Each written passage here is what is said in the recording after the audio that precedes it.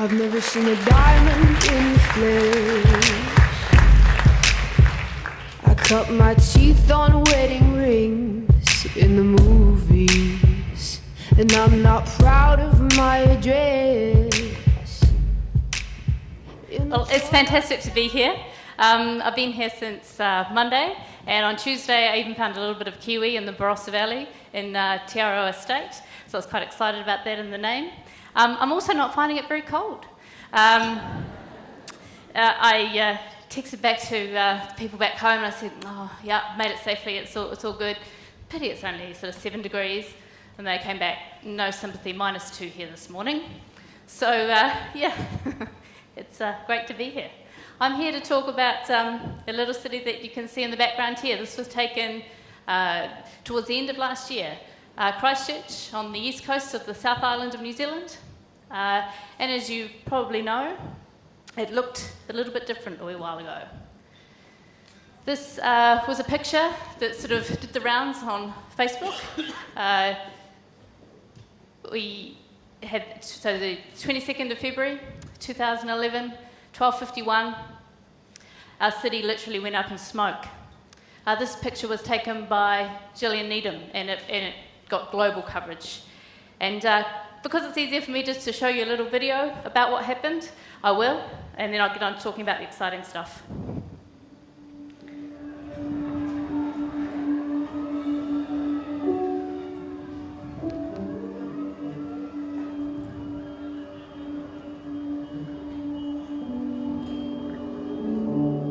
In terms of the scale of the damage, I think it's absolutely immense. New Zealand has declared a state of emergency. Dozens of aftershocks have rattled the city of Christchurch, further shaking the nerves of frightened residents.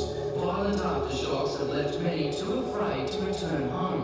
The tremors are fueling fears that many already beacon buildings could collapse.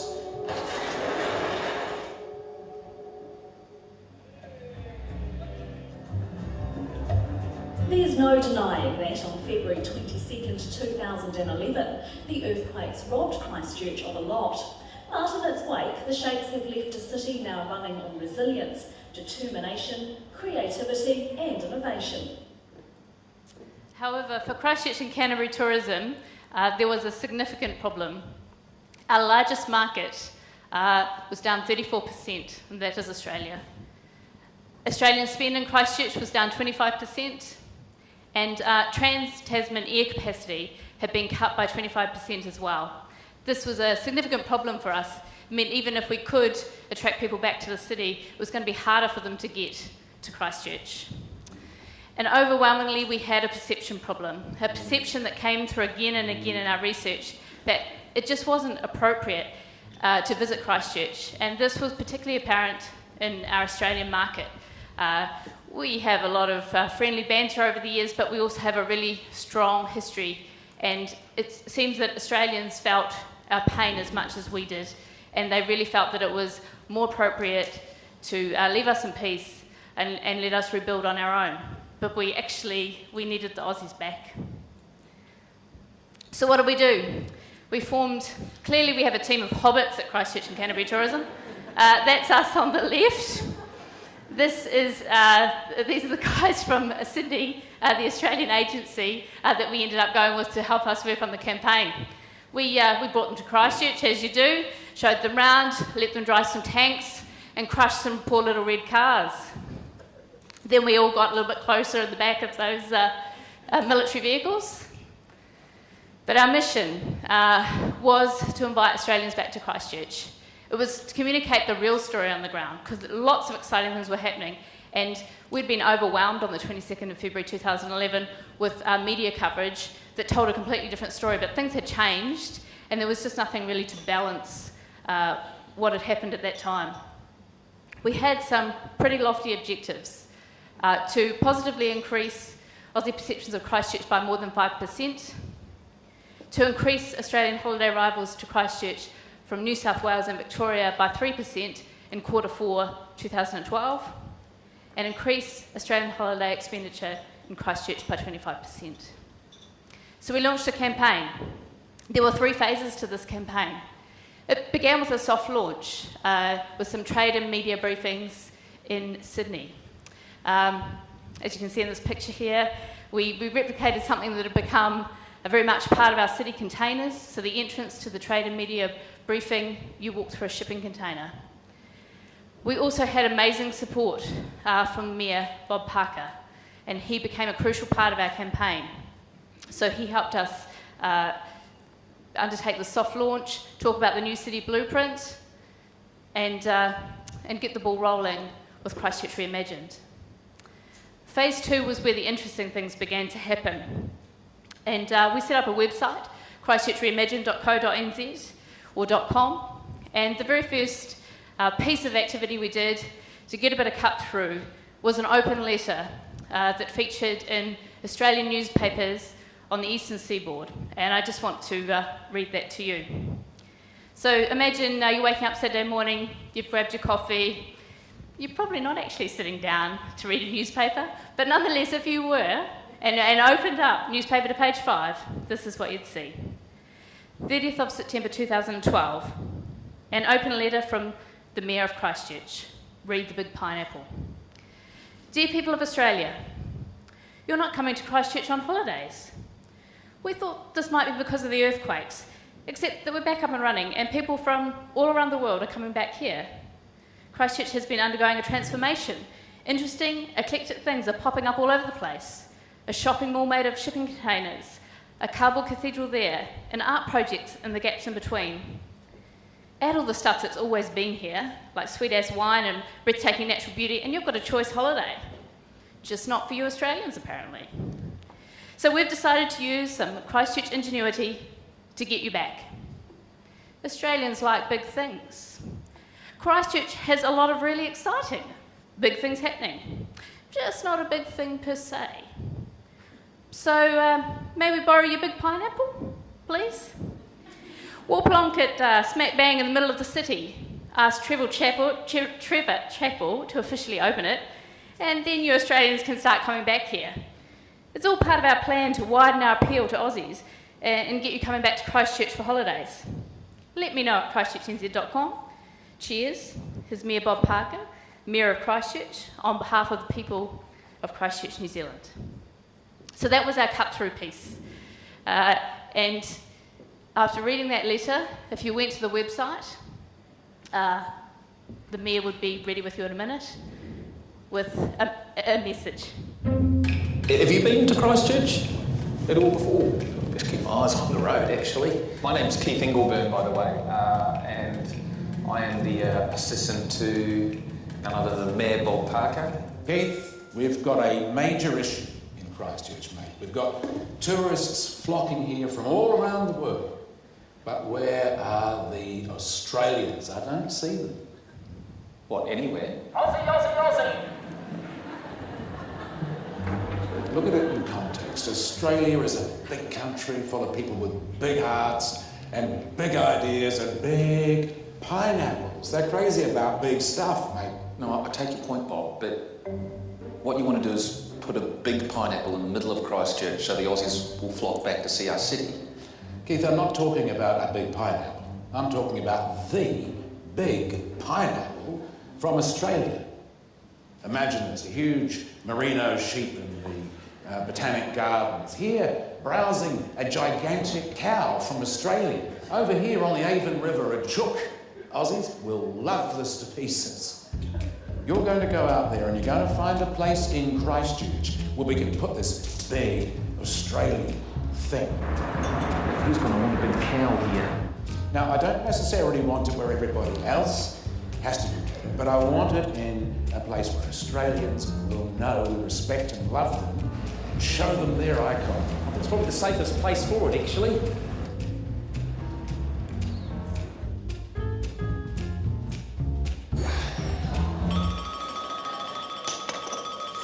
Hello, Bob. At the moment, I'm just having a quick mutton break. No, yep, right you are. Where would you stick a big chicken? I didn't really realise how many big things Australia actually have. Oh look, there's Trevor. But so's Bob's right. I mean, they're not going to miss, one of them. Who's going to miss a giant prawn or a, big banana? A big chicken? That'd be scary.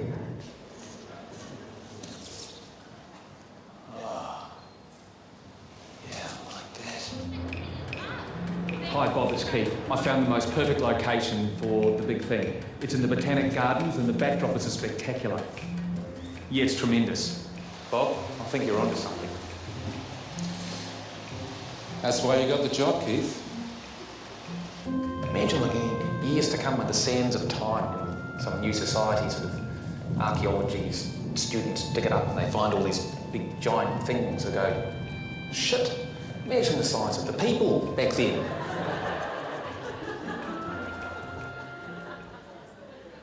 So that was a series of 3 videos that we produced. To get the conversation going about Christchurch. On the website, you could also talk to Bob, and we had some amazing feedback come back on this form. As a web developer and designer, we always put contact us forms. Never did I see them used in this way, with so many positive comments from the people of Australia. It was really heartwarming, and it was just a fantastic experience for us as marketers. The other big component of the platform was what we called the discovery stream. And this was about social media aggregation. So we pulled content from Twitter, Facebook, and Instagram in real time to capture what was really happening on the ground in Christchurch. When you first entered the platform, there was a series of tags that let you know how to navigate around. And you could click on any image and obviously see it larger, see who had contributed it, and what it was all about.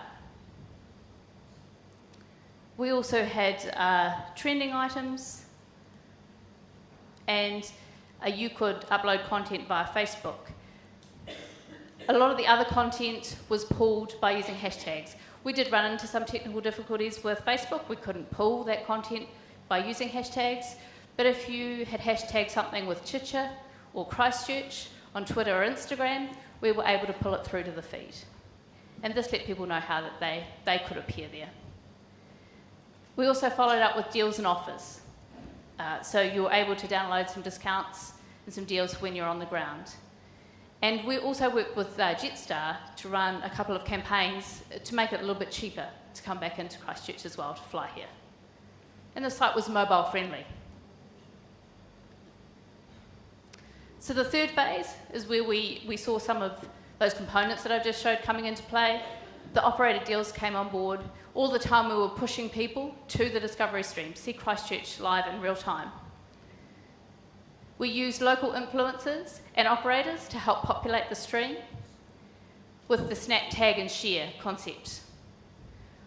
We also went into Restart Mall, the container mall, and set up our own container, populated it during the month of November, asking people on the ground, visitors and locals alike, to contribute content. And that was our plan. In terms of those lofty goals we set ourselves, we did a lot of research, and measuring against the research we'd done in the past, we had a series of statements. Comfortable visiting Christchurch despite earthquakes, appropriate to visit Christchurch, it's easy to get up-to-date visitor information about Christchurch, and depending on the level of the agreement, whether people agreed with these statements, this is what we're measuring: agreement, strongly agree, etc. And that grew, as you can see there, 22%, 9%, 7%, despite, and that's what was happening in international markets as a comparison in that same survey. We also looked once again at the Australian holiday arrivals. This campaign did target Victoria and New South Wales, so Queensland was our benchmark. And you can see there in the blue the change in passenger arrivals, and you can also see, just out of interest, the change in airline capacity for those markets as well. So you can see despite that decline, we still had 12.6% increase and 6.2% increase for Victoria and New South Wales, respectively. We were also, because we have a visitor centre as part of Christchurch and Canterbury Tourism, we were able to look at visitor spend for the Australian market, and that also too positively increased. This is sort of the look and the feel of some of that advertising that was going all the time during phase 3 of the campaign. Just out of interest, we didn't have any KPIs around this. Our goal really was to get Australians back to Christchurch and have conversations. But there's some interesting results that I thought I'd just pull a couple together. In terms of website visits, so for us, it was sort of 3,500% increase in visits to our website during this time. So the campaign ran from the 26th of September 2012 to the 2nd of December 2012. And so we looked at that percentage looks at the period previous. And in terms of Australian visits, which was really probably the most distressing thing when I started in March of 2012 when I saw the massive decline. Australians weren't even coming to our website to check out what you could do in Christchurch. Almost 10,000% increase in visits, from 691 visits in the period previous to almost 70,000. We always struggle in campaign time with average time on site, and this campaign was no exception. So it was at 2 minutes average time on site. But what we were most excited about, and what really had been the whole objective of the exercise, was to get people to that discovery stream, to get them looking at content about what was really happening, the creativity, the innovation, all the exciting projects that were happening. And so we had almost 50,000 page views of the discovery stream, with almost 3 minutes time on site for that. And about 20,000 or 20,000 plus images aggregated on the stream over that time. In terms of the videos that were on YouTube, we had 199,000 video views. Carnival Australia did a pretty cool reply to us. They offered to ship a big thing. And Bunnings even offered the big prawn. It's an interesting thing. This campaign worked really well in Australia.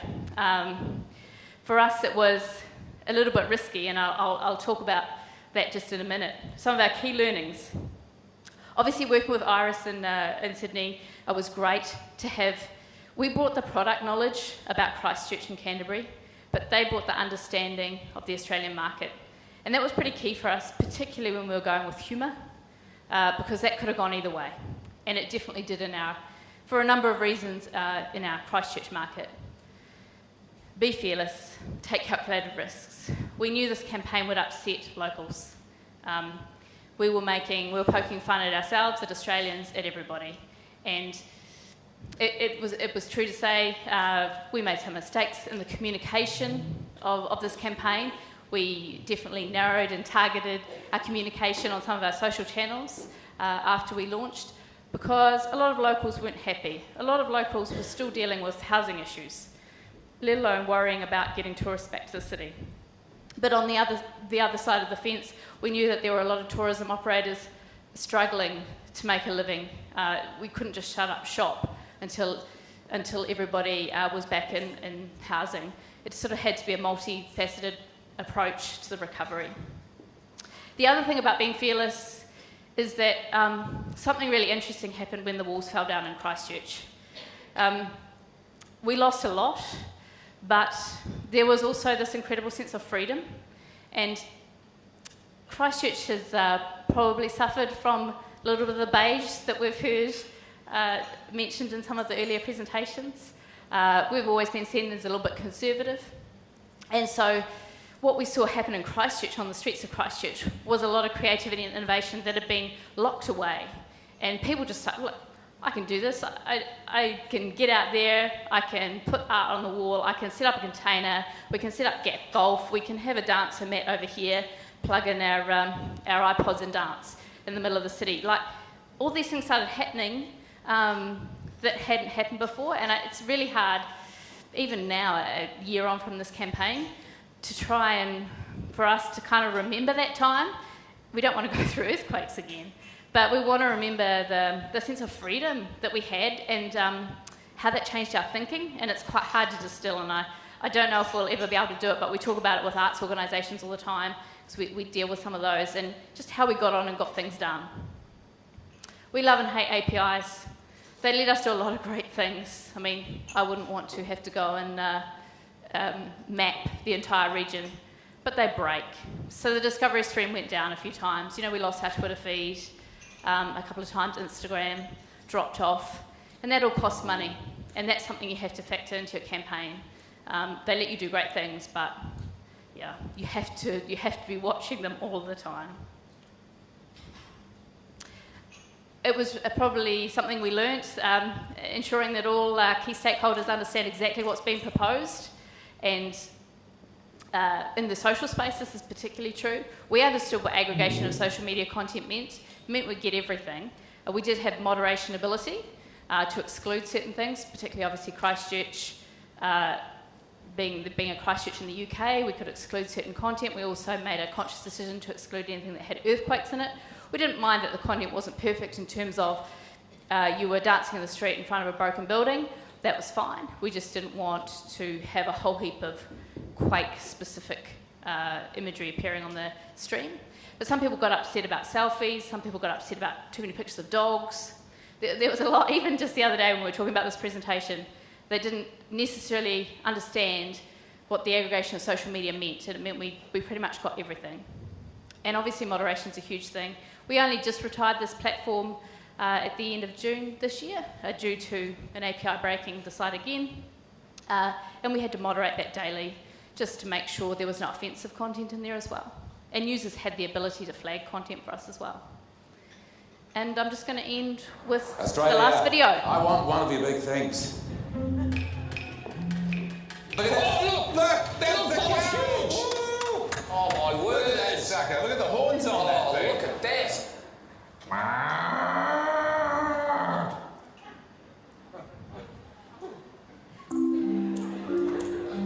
What we would like to have in Christchurch, and we have a lot of Aussie tourists who are staying away because they're a bit worried about stuff, right? And we thought, well, why not put stuff there that will make them feel comfortable?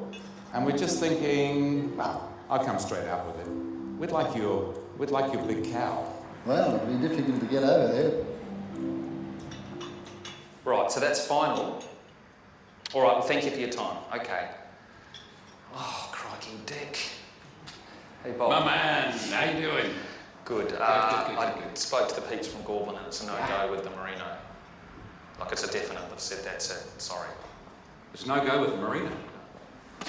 If we don't have the big merino, we don't have anything. Bob. Forget it, Keith. There's other big things. I mean, we just... This was your test. I mean, the whole city's counting on you, mate. Thousands of people. Lots of Bob. Lots of sheep lovers, Keith.